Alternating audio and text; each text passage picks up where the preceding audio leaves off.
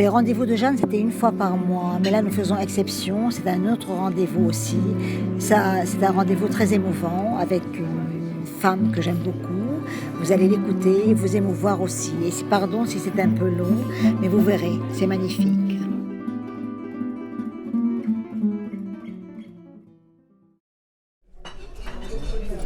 C'est pour cela que j'aime partir au bout du monde, le bout du monde pouvant être juste le souffle de l'autre. Félicia France de Wenrijk. Nous sommes au rendez-vous de Jeanne et j'ai la chance de vous accueillir aujourd'hui. Félicia, vous partez souvent au bout du monde? Toujours. Le souffle de l'autre? Toujours. Ils sont indissociables l'un de l'autre. Et en même temps, le souffle de l'autre peut être, puisque je pars très souvent au bout du monde pour aller voir des opéras, j'en parle, j'en reparle, et pratiquement toute mon écriture est scandée comme les opéras. Je pars avec, quand je vais voir un opéra, c'est comme si j'allais voir l'autre. C'est un rendez-vous. C'est un rendez-vous. On va dire que toute ma vie est un rendez-vous. On vous avait appelé longtemps Féfé, et maintenant on vous appelle Félie. Oui, Félie. Félie, alors ce n'est pas moi. C'est Olivier Steiner, qui est quelqu'un que j'aime énormément, très très grand écrivain, qui m'a surnommée Félie. Et j'avais trouvé ça très drôle. C'était mieux que Féfé, la fée, enfin bon, bref. Et il m'avait appelé Félie. Et quand j'ai commencé à faire ce diary, ce journal, oui, j'ai signé Félie. Alors justement, vous avez mis en place un jeu sur Facebook, un réseau social. Pas que sur Facebook. Hein. Pas sur Facebook. Non, surtout, en fait, je l'ai mis en place sur 2 réseaux. Oui. Sur Facebook et sur Instagram. Oui. Ça a pris une importance énorme sur Instagram, puisque je me retrouve aujourd'hui après pratiquement 10 000 followers. Wow. Ce qui, en l'espace de moi, m'étonne totalement. Ça a commencé en juillet, on est aujourd'hui le 19 novembre. Et il suffit de regarder mon compte, mes vidéos qui sont likées à plus de 2000 personnes. Je ne comprends pas. Alors peut-être que moi je comprends un peu plus parce que je vous suis. Tout simplement, on va expliquer ce que c'est que ce jeu. C'est un jeu où vous mettez un film en réalité à deviner. Et les gens vous envoient par message privé le nom du film. Donc il y a des gens qui... Pas qu'un film, oui, parce que c'est un film, un livre. Ce qui m'intéresse, c'est l'auteur. C'est l'auteur. Voilà, alors c'est évidemment le cinéaste, oui, parce que j'adore le cinéma et c'est ma vie aussi. Mais ce qui m'intéressait plus que tout, c'était qu'on remette les livres aussi. Parce que je suis quand même écrivain, j'adore les livres, j'ai une bibliothèque assez monstrueuse, elle ne sera jamais assez grande, mais j'ai une grande bibliothèque, et puis je voulais que les gens lisent. Alors justement, vous dites que vous êtes écrivain, et je trouve que ce qui est très beau dans ce jeu, c'est l'instantané que vous nous donnez avant. Vous commencez par dire le jour, après on a la météo du jour, parfois. C'est nouveau là, c'est nouveau. C'est nouveau, et après... Ça vient de sortir, voilà. Et je viens d'improviser là-dessus. Et vous parlez et vous dites donc... le regard, par exemple, je prendrai ce que vous avez mis le 14 novembre, Soleil à Paris. Paris. Premier acte, Madame Butterfly. J'adore Puccini. Vous aimez Puccini. Le regard, celui qu'on croise, celui qui vous fixe, celui qui vous toise, celui qui vous ignore, celui qui vous blesse ou vous terrorise, puis celui des autres, votre enfant, votre mère, l'être aimé. Le regard de l'autre, celui qu'on aime ou qui ne nous aime, est le plus beau miroir. Il reflète la profondeur du sentiment, du désir et de la passion. Et vous terminez, donc bien sûr il y a le film à deviner, mais vous terminez par cette phrase qui me touche beaucoup. Pardon pour l'heure tardive, mais j'étais retenue par le quotidien. C'est très joli, j'étais retenue par le quotidien. Qu'est-ce que le quotidien? Le quotidien, c'est la vie courante, c'est les ersatz de temps qui appartiennent à ma vie privée. Oui. Et je suis une femme du secret, donc mon quotidien c'est no comment. No comment. Le quotidien, c'est peut-être aussi ce qui fait nos films personnels, nos vies. Oui, ce qui fait l'écriture aussi. Oui, l'écriture aussi. Puisque quand on écrit quotidiennement sur Facebook et sur Instagram comme je le fais, parce qu'en fait je fais des copier-coller, donc ce sont les mêmes posts. Quand on écrit quotidiennement, on se réfère à des choses qui se sont passées, qui peuvent s'être passées le matin, qui peuvent s'être passées la nuit, qui peuvent s'être passées la veille, qui peuvent s'être passées peut-être des mois ou des années auparavant. Mais il y a forcément un déclic du quotidien qui fait que vous allez écrire sur quelque chose. Mais on sait pas. Mais je ne prépare rien. Hein. Oui. C'est de l'instantané direct. Justement, c'est pour ça que j'ai parlé d'instantané. Totalement. On le Je ne sent. prépare rien. C'est écrit sur un iPhone. Oui, Alors avec des, oui. fautes parfois monstrueuses, parce que C'est pas l'iPhone, grave, ah si pour c'est- moi c'est terrible, parce que l'iPhone il écrit votre place et je suis pas toujours réveillée et bon, voilà, ça donne Oui. une espèce de Je sais que vous êtes très secrète sur votre vie personnelle. Oui. Mais il y a un événement quand même dont j'ai parlé. Oui. que vous avez parlé, mais on ne va pas le passer sous silence parce que nous avons tous parfois passé cet événement, mais vous avez peut-être su le traduire mieux que tous. Ainsi, quand votre papa est parti, vous avez dit... Le 25 janvier 2017. Le 25 janvier 2017. Je me permets de revenir un peu sur ça parce que ça m'a touchée. Je mets contre mon oreille les battements de ta montre. Là, voilà, elle est Un là. court instant. Elle est là. Ces palpitations te rendent vivant. Et je trouve ça très beau. De l'enfant, je ne vais pas insister parce que ça vous émeut. Comment s'appelait votre papa? Seulement son prénom, je ne sais pas. No comment? No Voilà. comment. D'accord. De l'enfant, vous voici chef de famille. Parce que vous vous occupez de votre maman et de votre fille dont le père est aussi décédé. 3 femmes, comme dans les romans russes. Votre mère, votre fille et vous. Où est la pierre d'angle aujourd'hui autour de laquelle vous bâtissez, pas seulement votre vie personnelle, parce que je sais que vous ne voulez pas qu'on touche à ça, mais tout le reste. Je sais que c'est lui. C'est lui.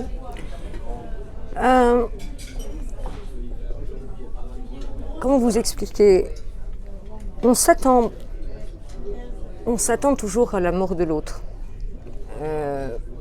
Mais moi, je m'attendais pas à la sienne. Alors ça, c'est une chose sur laquelle j'écrirai d'ailleurs.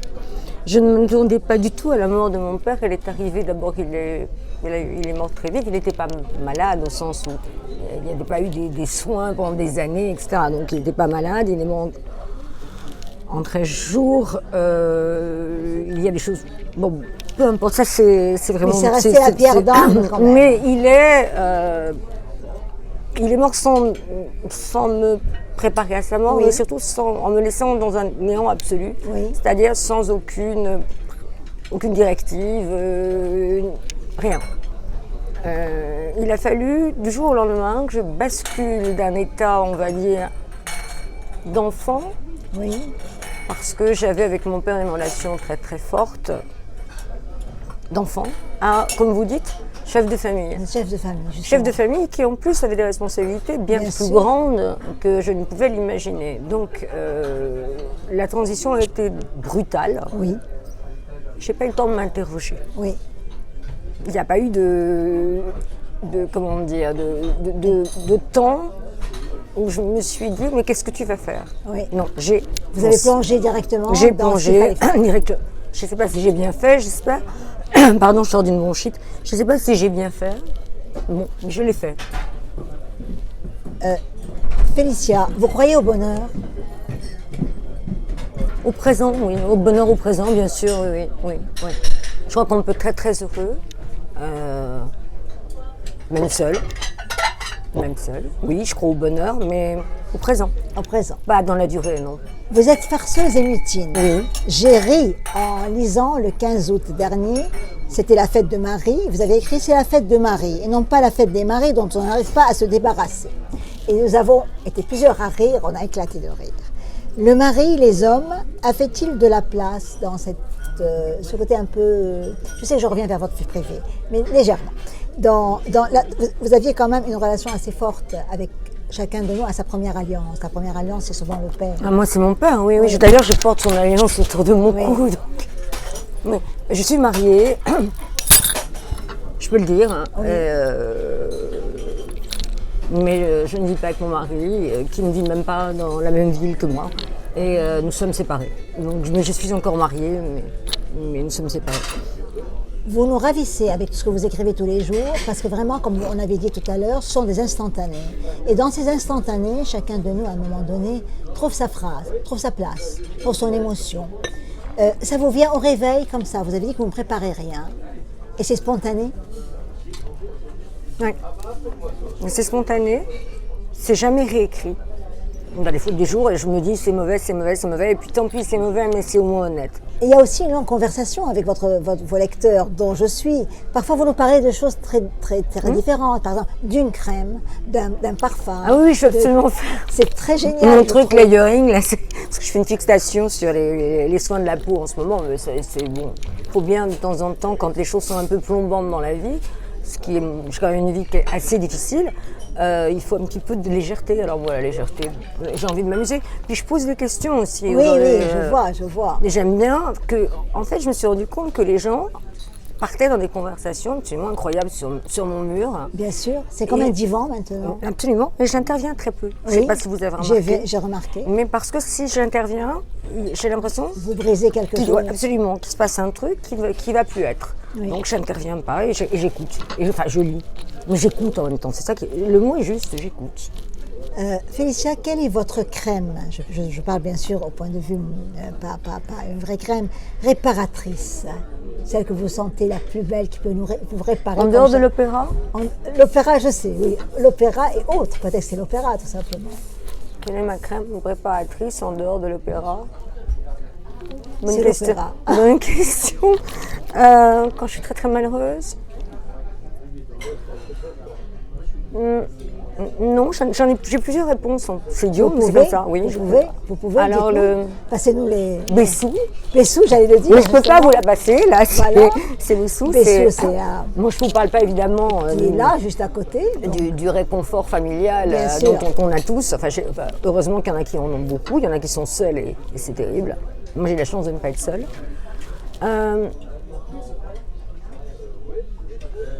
L'opéra, parlez-moi de l'opéra.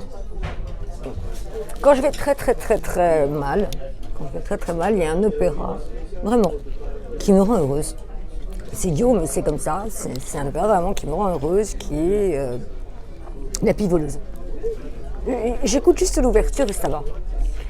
Quand je suis aussi très malheureuse, j'écoute Turandot parce que pour moi c'est l'opéra par excellence. Quand je suis encore très malheureuse, alors là, je suis au fond de mon lit en mode je vais mourir. J'aime pas l'expression en mode, puisque c'est ma fille qui dit ça en mode PLS. Alors, je n'ai pas très bien compris ce que ça veut dire, mais bref, en mode, si on dit maintenant, il y a des expressions, donc on dit en mode, qui m'énerve d'ailleurs. J'écoute Don Giovanni. J'écoute beaucoup de Mozart. Oui. Beaucoup de Mozart. Qui a une place, Mozart a une place alors unique. Énorme. J'ai j'ai trois dans ma vie incontournables en musique. Il y a évidemment Mozart, mais tout Mozart. La Calas, dont ces masterclass que je regarde sur YouTube et c'est quand je vais pas bien, c'est pareil, ça c'est un doudou. Et puis évidemment Puccini. Vous faites beaucoup de choses. Oui. Alors, je vais vous laisser énumérer tout ce que vous faites, parce que vous êtes à la fois écrivain, vous faites des recensions, vous êtes aussi éditrice, vous avez participé à des prix, vous êtes dans membre du jury de tout ça. Alors, je vous laisse dire vous-même, parce que je ne vais pas énumérer. Dites-moi un peu le tourbillon joli de Félicia. Tourbillon joli, oh là là, c'est le tourbillon de la vie. Je n'ai pas le talent de Jeanne Moreau pour chanter ça. Non, je suis tombée dans la marmite de l'édition très vite. Et alors que c'était pas ce que je voulais. Enfin, je savais pas ce que je voulais. Bon bref, peu importe. Je me dirigeais plus à la psychanalyse complètement. Mais je suis tombée dans l'édition, donc je suis devenue éditrice. Mais j'ai toujours été auteur et éditeur, c'est ça qui est drôle. Et critique littéraire, c'est une chose très importante pour moi. Et j'ai eu la chance surtout de travailler avec des gens extraordinaires qui m'ont formée finalement, comme Olivier Orban, qui a dirigé Orban, puis après qui a dirigé Plomb, avec lequel j'ai travaillé chez Plomb. J'ai surtout eu la chance aussi d'avoir comme grand ami intime Francis Esménard, qui est le président d'Albin Michel. J'ai eu aussi la chance de travailler après avec pour moi un des plus grands éditeurs actuels, qui est Olivier Nora, chez Grasset. Et puis il y avait aussi, je ne vais pas vous parler des morts, mais il y a eu beaucoup d'éditeurs avec lesquels je travaillais qui ont disparu. Et parallèlement à ça, l'écriture Donc, j'ai eu la chance d'avoir dans ma vie, ou la malchance, je ne sais pas, des écrivains. J'ai été une grande amoureuse. On dit ça? Oui, on peut le dire. C'est très beau d'ailleurs. J'ai été une chose. très grande amoureuse. Bon. Vous êtes peut-être encore une grande amoureuse. Stop, c'est la vie privée, on ne touche pas, on passe au passé. J'ai été une très grande amoureuse. Je suis évidemment et je serai toujours une très grande amoureuse parce que je crois que c'est inné. Je le porte en moi. Je suis très amoureuse de l'histoire. Voilà, ma vie privée. Je passe au fil. Attention. Et puis oui, il y a eu tous ces hommes dans ma vie, très importants. Un cinéaste aussi. 2 cinéastes en fait. Bon.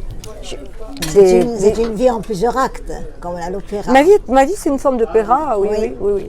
Et puis il y avait un point d'orgue. Alors là j'en parle parce que c'est très important dans ma vie. C'est la closerie des Lilas. Oui. Donc la closerie, j'y suis allée. J'ai 2 endroits dans ma vie. J'en ai 3 exactement.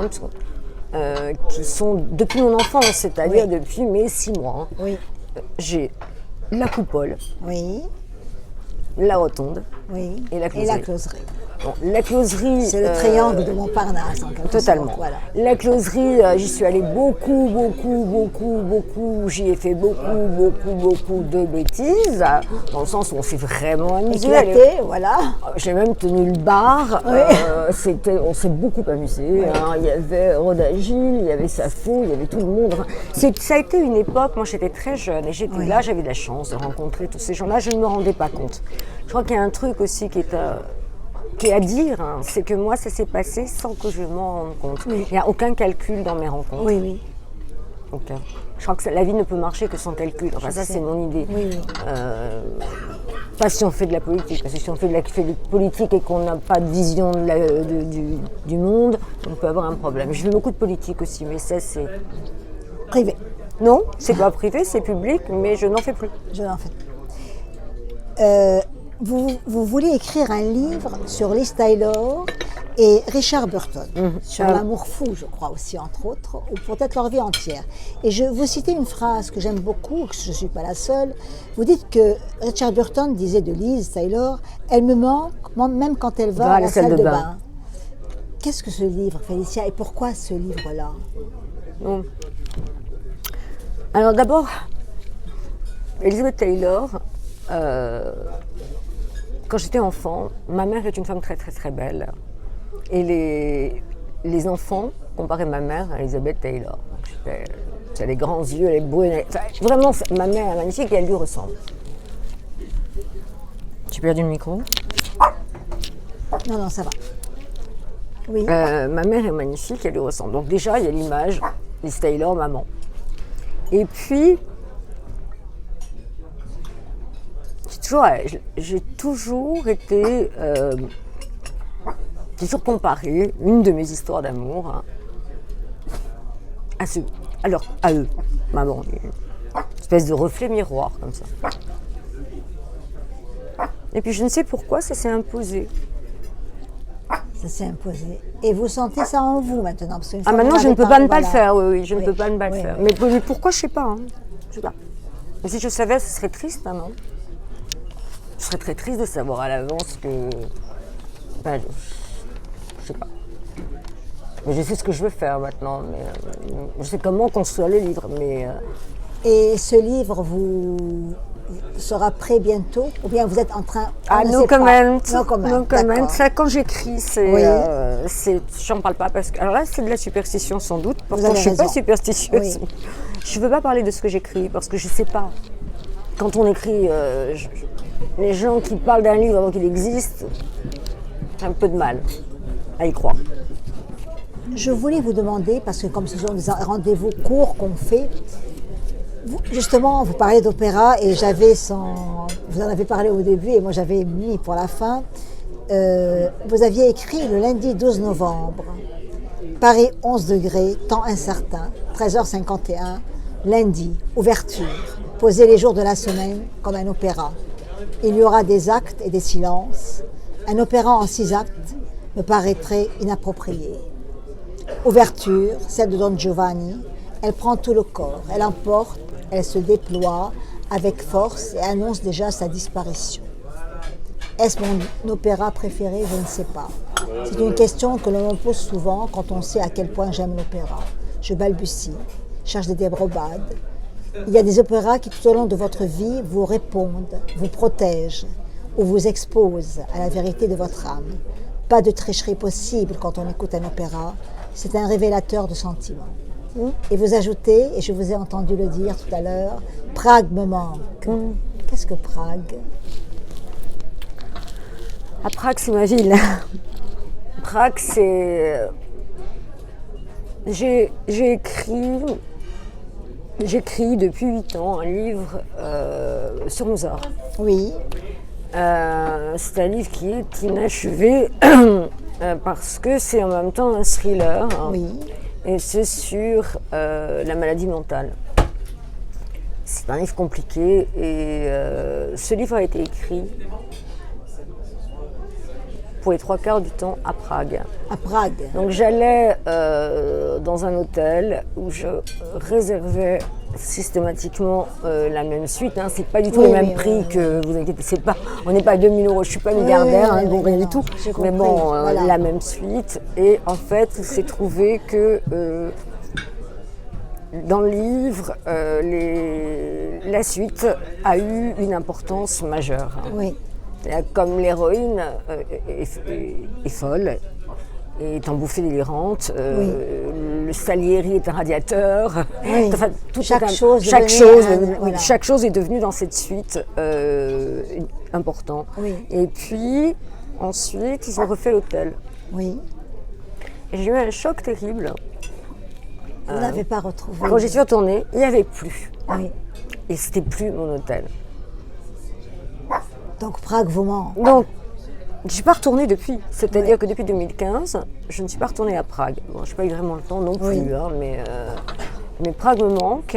Mais il y a une autre ville maintenant que je pourrais nommer, ça a été très longtemps Rome. Hein, j'ai 2 ou 3 villes comme ça qui me sont nécessaires. Non, nécessaires. Je besoin de respirer, de reprendre mon souffle, il faut que je parte. Moi. De toute façon, ça c'est particulier. Mais je suis encore partie la semaine dernière, même malade, et je pars parce que je sais que je ne peux me guérir qu'ailleurs.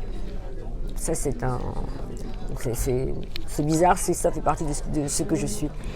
Et il y a une autre ville maintenant qui est absolument devenue, mais je l'aimais avant, hein. Je n'ai pas découverte, c'est Londres. Non. Et là, je suis très malheureuse parce que je ne suis pas allée à Londres depuis juin et il faut que j'y aille. Quoi. Là, il faut que j'y aille. Parce que justement, Élise et Richard Burton allaient au Dorchester à Londres. Hein, et il y a une des suites du Dorchester où il y a leurs initiales gravées. Je veux aller voir ça, évidemment. C'est très beau cette façon que vous avez d'écrire, de suivre traces, toujours de trouver traces. Pourquoi est-ce que j'ai écrit le livre sur Trasome, qui s'appellera pas Trasome, mais pourquoi est-ce que je l'ai écrit à Prague? Parce que c'est là où Mozart s'est réfugié, où il était franc-maçon, où surtout Don Giovanni a été joué la première fois, dans sa présence. Et moi, la première fois que je suis rentrée dans le théâtre, dans cet opéra, j'ai dit et je me suis mise à pleurer, c'est idiot. Mais je pleure. Je pleure à l'opéra. Je continue ce que vous avez écrit, parce que vous disiez Prague me manque. Il y a 3 ans, avec l'enfant, nous y étions. Et vous continuez 3 ans. Une éternité, me semble-t-il. La vie a tant changé, la mienne et celle du monde. Ouais. Et c'est votre présence au monde qui est très belle, parce que souvent, dans ce que vous écrivez, vous ne vous êtes jamais détaché du monde, vous êtes très sensible à ce qui se passe autour de vous. C'est la politique en moi qui est toujours là, et la militante qu'il restera, parce que j'ai commencé mon militantisme à 15 ans au Parti Socialiste, je me suis pas me cacher, quand même, j'ai pas du tout besoin de me cacher de ça. Je suis très très concernée par le monde et je suis très inquiète en ce moment. Oui. Il y a une chose qui est étrange chez vous, vous n'aimez pas, à la fois vous êtes dans le présent, parce que vous dites aussi, je ne me retourne pas. Je ne suis pas la femme de Lot et ne me transformerai jamais en statue de sel. Et vous ajoutez, cela ne signifie pas que le passé ne m'intéresse pas, puisque c'est lui qui fait de nous ce que nous sommes. Je suis un être de mémoire, mais pas de regrets, ni de remords. J'agis au présent. J'aime ou n'aime pas. pardonne et m'excuse au présent. Je trouve ça magnifique. C'est tout à fait. Là, je ne me souvenais pas du tout d'avoir écrit ça. Si, c'est très beau. Mais je trouve que ça me résume parfaitement. Effectivement, mon père m'a élevé comme ça et me disait toujours le passé, on ne peut pas changer le passé. Les what if, le fameux what if, on ne peut pas. C'est fini, c'est trop tard. Tu as balayé, hein, bon. Alors, oui, si on fait quelque chose qui est pas enfin, je sais pas, on dit pas bien, parce que c'est une connotation morale un peu, qui me gêne un peu. Mais quand même. On assume. Moi, j'assume et je demande pardon. Oui. Quand je me conduis mal, ça arrive à tout le monde de se conduire mal. Hein. On est heureusement d'ailleurs. Sinon, l'être parfait voilà, est horrible. Pas. Non. Mais donc, je demande pardon. Alors, je ne suis pas du tout rancunière. Oui. Pas du tout. Alors là, mais en revanche, quand les gens me trahissent, j'ai été beaucoup trahie après la mort de mon père. Hein. Quand les gens me trahissent, c'est fini. Vous avez écrit quelque chose aussi toujours de très beau. Ce temps n'empêche pas les souvenirs, n'enlève pas le sens de la mémoire, il la renforce. Et je trouve ça très beau parce que ça veut dire que vous êtes capable de passer sur certaines choses, mais c'est pas pour autant que, même sans être rancunière, le temps n'enlève rien. Non, mais on est construit évidemment parce que par tout ce qu'on est. On est construit par tous nos souvenirs, parce qu'on vit, par les bonheurs et les malheurs du quotidien, voilà, du présent. On est construit dans un présent, mais le présent il est immédiatement passé. Tout ce que je viens de dire, c'est déjà du passé. Bien sûr. Mais heureusement qu'on a aussi la possibilité de mettre de temps à autre une boîte à souvenirs et puis d'avoir des beaux souvenirs. Moi, ma grand-mère, quand j'y pense, c'est des moments de bonheur. Quand je pense à mon grand-père aussi, c'est des moments de bonheur. Quand je pense à mon père, je ne suis pas encore arrivée à me dire c'est le bonheur. Oui. Il me manque trop. Oui. Peut-être qu'il me manquera éternellement et que les souvenirs heureux que j'ai à chaque fois, j'en ai bien sûr qui me reviennent parce que des choses qui se passent, hein, des odeurs, des gens, des phrases. Vous arrivez de m'écrouler parce que dans la rue, parce que j'avais entendu la phrase de quelqu'un, je me suis mise à pleurer. Et c'est pour ça que quand j'écris « J'ai le cœur qui saigne », je la trouve extrêmement juste cette phrase. Oui. Parce que ça vous prend, bloom. Oui. On ne s'y attend pas du tout. On pense que... Vous avez une autre phrase que vous aimez aussi de Barthes. Un Barthes, là. Je ne suis pas en deuil, j'ai du chagrin. Ça, alors, Barthes... Et c'est très beau, ça, parce que ça veut dire que le chagrin, c'est un mot qui est beaucoup plus...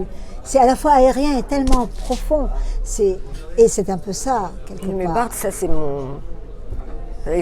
On pourrait y passer des heures. Oui. Mais Barthes, c'est ma vie. Enfin, c'est une partie de ma vie. Et je trouve qu'il a écrit ça, mais il n'a pas écrit ça n'importe comment. Il a écrit ça quand il a perdu sa mère. Oui, tout à fait. Et il avait avec sa mère un rapport aussi fusionnel que celui que j'avais avec mon propre père. Donc oui, je ne crois pas au deuil. Enfin, oui, c'est le chagrin. Je continue toujours. Lundi, premier acte, premier film. Posté tard ce jour, les dessous des cartes, ce que l'on ne dit pas. Et le dessous de cartes, ce que vous n'avez pas dit au fond. Vous nous avez dit beaucoup de choses, mais le dessous de cartes, c'est ce qu'on ne dit pas. Ah, c'est pas que ça, le dessous des cartes. Qu'est-ce que c'est? Alors, le dessous des cartes... Qu'est-ce qui s'est joué derrière votre sourire aujourd'hui, derrière votre mouvement, derrière vos mots? J'ai réussi à enlever mes lunettes, vous vous rendez compte, alors que, bon, je les porte non pas du tout pour me cacher, mais parce que j'ai un problème de oui, vue. Je sais que vous avez eu un problème de vue. J'ai un problème de vue depuis l'été dernier. Bon, je suis toujours avec mes corps flottants. Bref. Donc il y a des moments où les lumières bougent. Me gênent. Oui. Parce que c'est très compliqué. Il faut s'adapter au corps flottant. J'ai oublié votre question. Alors, dans cet opéra du jour, quel acte s'est joué derrière votre sourire, derrière votre mouvement, derrière vos mots? Quel acte en coulisses de Félicia? Dans le présent, je dirais que j'ai été...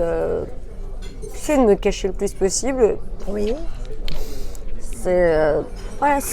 Si on devait décrire aujourd'hui, je dirais c'est la scène des masques de Don Giovanni, qui est d'ailleurs très très bien rendue dans le film de Lozay. Oui. La scène des masques est absolument magnifique.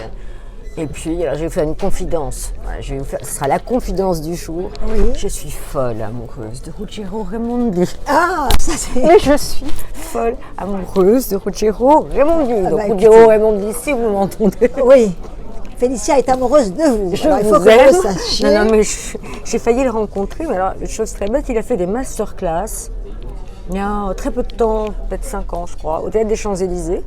J'avais appelé son attaché de presse, évidemment. Oui. Donc, en me disant, je vais l'interviewer, c'est pas possible, je peux pas passer à côté de Ruggiero Raimondi. Et puis, j'ai eu un problème, et je l'ai pas vu. Et bon, ça me rend malade. Ah oui, Ruggiero, voilà, si vous entendez.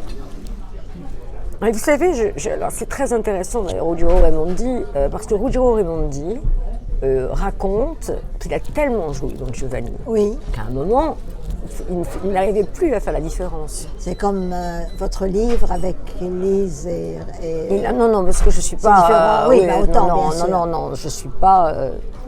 Non, du tout. Oui. Non, parce qu'il n'y a pas de projection dans mon livre Oui. sur Élise une, et Richard. Hein. oui. C'est vraiment.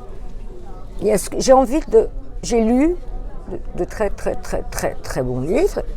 Très peu, et en anglais, mais en français, ce que j'ai lu, ce qui a été traduit, et on est dans les contre-vérités permanentes. Alors moi, j'ai juste envie de faire un travail aussi de biographe, c'est-à-dire, c'est pas une revue au sens où je vais raconter, où c'est vraiment, ça va s'appuyer sur des faits réels, il va y avoir des choses qui vont une voix off qui va, bon, c'est très monté, maintenant, j'ai beaucoup hésité à faire un plan, je trouvais ça un peu scolaire, et non, j'ai fait un plan.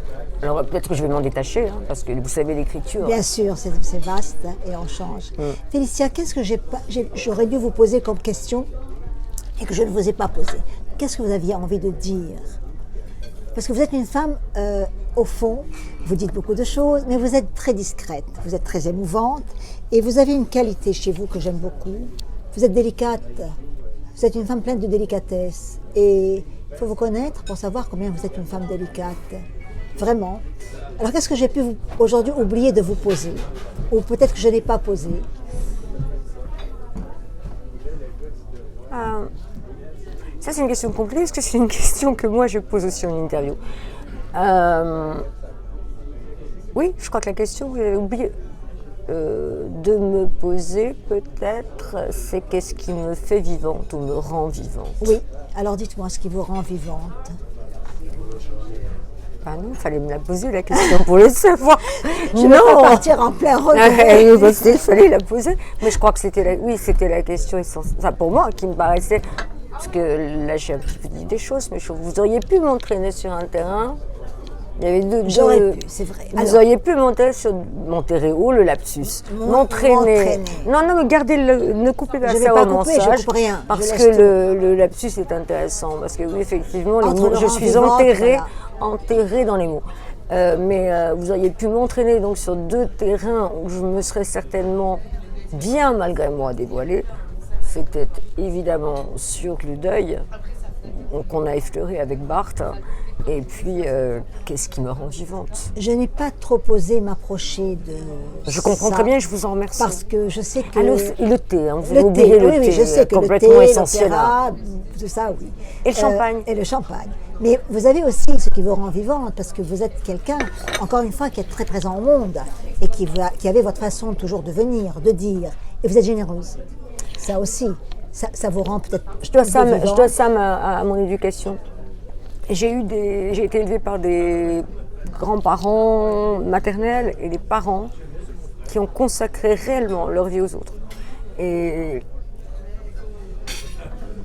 ça marque. Vous savez, vous êtes de ces personnes avec qui on n'a pas envie d'arrêter la conversation. Parce qu'on a l'impression que c'est comme si au fur et à mesure, on se rapprochait, et puis on a malheureusement le temps on est obligé d'arrêter. On est à la rotonde, que nous remercions énormément. Félicia, vous êtes fidèle à votre image, à l'émotion que j'ai toujours eu de vous. Vous avez aussi une qualité, je l'ai dit, mais que j'aime beaucoup, c'est la délicatesse. Et vous êtes aussi un tourbillon de vie, parce que ça, c'est vrai, vous êtes un tourbillon de vie. Merci beaucoup de ce rendez-vous de Jeanne. Merci beaucoup d'être venue. Merci à Bussou. Oui, merci. Voilà. Qui était très sage. On a fait au mieux. Il y avait des bruits d'assiette, des bruits de vie, des bruits de cuillère. Peut-être que le son n'est pas très bon. Ce n'est pas grave. Et je pense que ce qui est surtout important, c'est le mystère, au fond, que Félicia garde et qu'on aura envie de peut-être de continuer à imaginer tout seul. C'est peut-être ça ce qui sera le plus ressorti de cette interview. Merci beaucoup, beaucoup, beaucoup. Donc c'était donc le rendez-vous de Jeanne du 19 novembre 2018 et vous êtes infiniment remerciée, Félicia. Merci. Merci. Non, mais c'est moi qui Vraiment. vous remercie. Pour conclure, j'ai beaucoup hésité parce que je vais vous expliquer pourquoi. Parce que je considère que quand on fait une interview, c'est parce qu'on a une actu. Et là, vous ne m'avez pas parlé du tout de brisure, par exemple. Oui, justement, je voulais vous en parler à la fin. Et puis je me suis dit, comme je vous ai dit, qu'est-ce que vous faites? J'ai hésité. Alors parlez-moi de brisure vous-même, parce qu'on a le temps encore. Vous savez, notre rendez-vous, il peut durer un peu encore. Alors on va, oui, c'est important. Donc j'ai toujours été très très fascinée par les revues. J'ai beaucoup collaboré à des revues. J'aime les revues. Oui, je sais. Toutes formes, toutes sortes de revues. Même les magazines féminins, ça m'arrive comme à tout le monde. Bien sûr. J'ai pas honte. J'ai été abonnée à elles. Maintenant, j'ai plus le temps, mais je regarde des chaînes YouTube, des comment on dit, je sais plus. Enfin, peu importe. De maquillage, des trucs comme ça. Oui, je perds mon temps là, mais c'est quand j'ai besoin de perdre mon temps. C'est très beau, au contraire. On a tous besoin de J'ai tout ça. besoin de perdre mon temps, alors je regarde les chaînes YouTube. Mais dont la vôtre, dont celle de François Bon, dont des chaînes intello, je ne regarde pas que des bêtises. Mais c'est bien aussi. Des bêtises, ce sont mais c'est bien aussi de regarder. Vous savez que frivolité, ça vient de frivola. Donc c'est très beau. Voilà. Moi j'aime bien. Moi je renie pas le fait que je suis une femme, que je m'occupe de ma peau. Alors brisure. Brisure. Donc brisure. Alors pourquoi brisure? Parce que on avait envie, Dominique Emmanuel Blanchard et moi. Après l'échec cuisant de FFD, qui a pour moi été une douleur sur la douleur. Oui. Parce que d'une part, j'ai fait du mal à mes auteurs, mais je ne pouvais plus travailler. Je crois que, je tiens à m'excuser publiquement là, de cette histoire, je ne pouvais plus travailler. J'avais ma mère à charge, des choses très très lourdes à charge. Je ne pouvais plus être là. J'ai donc passé pratiquement plus d'1 an et demi sans... Oui, parce que j'ai recommencé à ressurgir avec le jeu. Donc j'étais plus là. J'étais dans mes responsabilités familiales. Et donc ça a coulé la boîte. J'en suis malade. Pas uniquement financièrement. Bon, j'ai laissé beaucoup d'argent évidemment. Oui. Mais il y avait des choses qui se produisaient, il y avait des auteurs qui seraient venus. C'était beau, ça pouvait se faire. Partie des aléas de la vie. Et je n'ai plus envie de continuer après une interruption aussi grande. Oui. Et puis la conjoncture économique de l'édition est telle. Bien sûr. Être éditeur indépendant de nos jours, j'admire, je dis bravo. C'est une responsabilité. Il faut beaucoup de courage, oui. Il faut beaucoup d'argent aussi, oui. Et beaucoup de disponibilité. Quand j'appelle l'éditeur indépendant, c'est l'éditeur indépendant. Je pense à Christophe Tuquin qui fait vraiment un très très bon travail. J'ai oublié le nom, on avait vu ça au Pen Club, cet éditeur génial des éditions Ogre, qui est un éditeur indépendant. Enfin, moi, j'ai beaucoup de respect pour les gens. Je ne vais pas tous les citer, mais il y en a plein. Après, il était très enthousiaste, Non, mais il était formidable. J'aime beaucoup aussi Stéphane Vatlet, Télémac. Il y a des gens comme ça qui sont, qui osent, qui font, qui peuvent. Moi, je ne pouvais plus, parce que ma vie actuelle ne me permet pas de continuer une maison d'édition ou de remonter une autre maison d'édition. Je n'ai pas le temps. Enfin, le temps j'ai des responsabilités que j'assume de vie. Alors, j'avais envie, je sais pas, Dominique et moi, on parlait, et puis brisure, et est venue l'idée de rupture. Mais rupture, c'est pas rupture dans le sens rupture sentimentale, deuil, ou c'était vraiment la rupture au sens où fêlure. Oui, d'ailleurs j'avais préparé tout un paragraphe dessus, brisure, fêlure, rupture, tous ces mots qui sont comme ça. Et j'attends un très très beau texte d'Olivier Steiner d'ailleurs sur... je n'en dirai pas plus. Voilà. Mais justement, j'avais... donc là, on est en train de réfléchir parce que une revue, ça ne se fait pas comme ça. Non. Les gens vous envoient des textes et ils s'imaginent que non, c'est long une revue parce que d'abord on n'a pas encore vraiment défini le format, on n'a pas défini le nombre d'auteurs. D'ailleurs, on devait faire une interview avec vous deux. Absolument. Pour parler de Brézure justement. On n'a pas défini le nombre d'auteurs. Voilà. Mais elle va exister. Oui. Mais ce qu'on veut, Dominique et moi, et ça c'est très important. Dominique, c'est Dominique Emmanuel Blanchard. Dominique, je l'ai dit tout à l'heure, c'est pour ça que Dominique Emmanuel Blanchard. Donc, ce qu'on veut, Dominique et moi, c'est vraiment que cette revue, elle soit bien. Bien sûr. Bien sûr. C'est un beau elle soit bien aussi. Pour nous, hein, oui. elle pourra déplaire à d'autres, etc. Mais on hésite sur des choses et une revue ne se monte pas n'importe comment. On voulait sortir le premier numéro en janvier 2019 oui. Et je ne nous sens pas prêts, ils ne se sentent pas prêts, ni moi non plus, on n'est pas prêts, quoi. De toute façon, on reviendra exprès pour vous reposer des questions nous deux à ce moment-là. Oui, je pense que parce que j'avais au début, quand il y avait eu l'idée de faire une interview pour les deux, j'avais gardé Brézure. Et puis après, je me suis dit, on le mettra peut-être. Mais c'est bien que vous en parliez, parce que ça vous a permis d'expliquer l'arrêt, le jeu du premier, et en fait tout ça. En tout cas, moi, je vous remercie infiniment. Et c'est toujours comme à l'habitude, très touchant d'être avec vous, vraiment. Merci pour tout. Merci à vous. Non, mais je suis dans merdeuse, hein, vous ne l'avez pas dit ça. Non, ça je ne l'ai pas dit parce que ce n'est pas vrai, je ne le crois pas. Vous pouvez l'être, vous pouvez, mais avec moi, je n'ai jamais eu. Non. Moi, j'ai toujours été très émue. C'est réservé aux autres. Non, c'est pas vrai. Non, mais heureusement, bien sûr. Félicia, vraiment, merci. Merci à vous, Jeanne. Un grand merci. Un grand merci et aussi. Je suis sûre que tout le monde sera très heureux parce qu'on a parlé comme ça, comme une grande conversation. C'est pas professionnel, c'est rapide, c'est spontané. On passait un peu de choses à d'autres. C'est fait avec un matériel totalement marrant. On a des assiettes qui sont sous le... Ah oui, grâce à Michel d'ailleurs. Non, mais à la Rotonde, c'est un endroit magique. Ils sont très très gentils. Et on est dans la douce lumière, voilà. On a l'impression que c'est un grand peu merci, la nuit. Merci beaucoup. Et encore une fois, merci Félicia. Merci à vous, Jeanne. Merci.